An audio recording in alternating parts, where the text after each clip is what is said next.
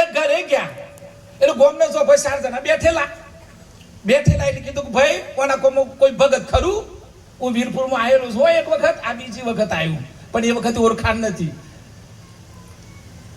એટલે એ બાપજી આમ ગામને જો પાઈને કીધું કે ભાઈ અહીંયા કોઈ ભગત ખરું? કે પછી 2-4 જણા ઓમાં નવરા હતા. હું એમને કહેતો પણ ઓમાં બેઠેલા જાત જાતના માણસો બેહું. ત્યાં 2-4 જણા કીધું કે આપણા ગામમાં પેલો સોર છે ને ઘેર કાઢો બાવજીને. હા સાહેબ આવું કર્યું. સારી નક્કી કરી દીધું. તે પછી કીધું હા ઓય પેલા છેલ્લું ઘર છે ને એ અમારા ભગત છે ઈ બાપજી જો. વિજયભાઈ સંગીત થોડું વાંચો મજા આવશે. એટલે પછી બાપજી તો ગયા અને ઘરે જઈને બરોબર સંધ્યાકાળ થયેલો ને ગોમમાં આરતીઓ પૂરી થઈને બાપજી કે ઓમ નમો નારાયણ. હા હા હા વાહ. બાપજી આયા એટલે આવકાર આલ્યો. તમારે ઘેર કોક આવે એટલે આવકાર તો આલવો જ પડે. એની બેરી આલો તમે થોડા કે જતા રહ્યું તો નીચ કર અને સાધુનું તો હું કયો તમે.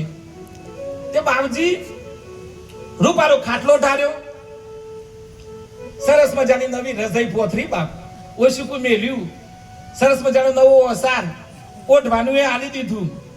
અને બાપજીને કીધું બાપજી જોથી આયા તો ભલે આયા બાપ, અમારું ઓગણું પવિત્ર થયું, બેહો અમે રસોઈ બનાવીએ. રસોઈ બનાવી અને તમને ખબર છે રાતનું ભોજન તો સાદું હોય. સરસ મજાની અમારા કચ્છીમાં તો એમ કે વગાડેલી ખીચડી, ખારી ભાત. આપણે અલગ અલગ બધા ત્યોની ભાષા અહીંયાની ભાષા અલગ.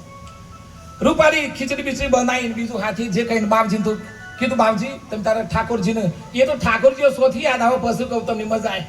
તે પછી બાપજી તો ભગવાન ધરાઈને કાળિયા ઠાકરને ધરાઈને કીધું ભગવાન તું ખા હું ખાઉં મારા બાપ.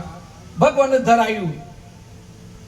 પણ રાત્રે પેલી ખીચડી ખાધ્યા પછી બરોબર બાપજી હુઈ જાય, પેલોય હુઈ જો અને બાપજીને રાત્રે લોહી બનવાનું શરૂ થયું.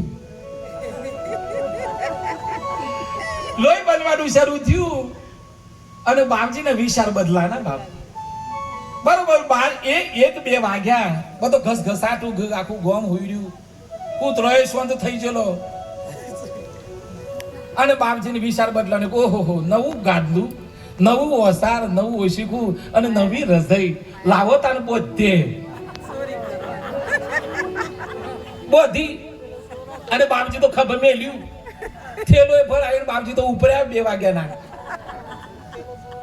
ઉપર્યા એટલે 2 કિલોમીટર જાવ, 2 વાગ્યા ઉપરાય 2 કલાક હેડ અને પછી મેસવો નદી જેવી નદી આવી બાપા. એટલે બાપજીને એમ થયું કે ઓહો પોસ વાગી છે, હેરો તારે નદીએ જઈ આવું. બધો સામાન મેલ્યું સાહેબ, તમે જોજો. રાત્રે ખાધું, હવારે નદીએ જઈને શૌચ વિધિ કરીને બાપજીના વિચાર પાછા બદલો ના.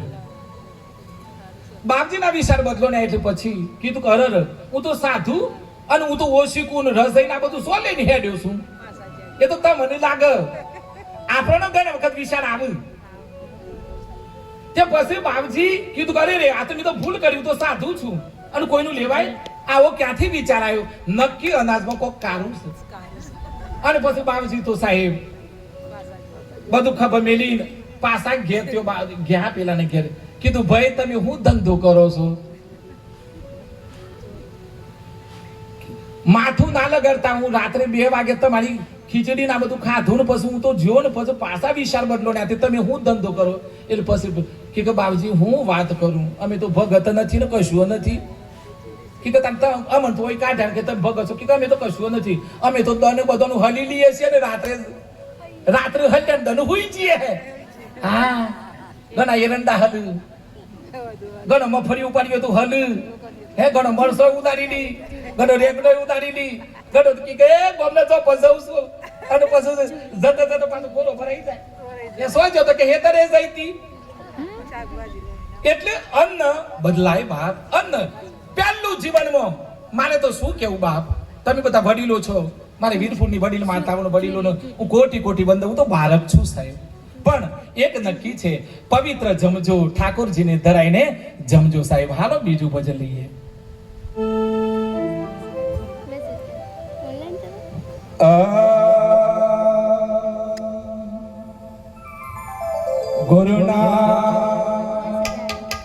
ગુરુના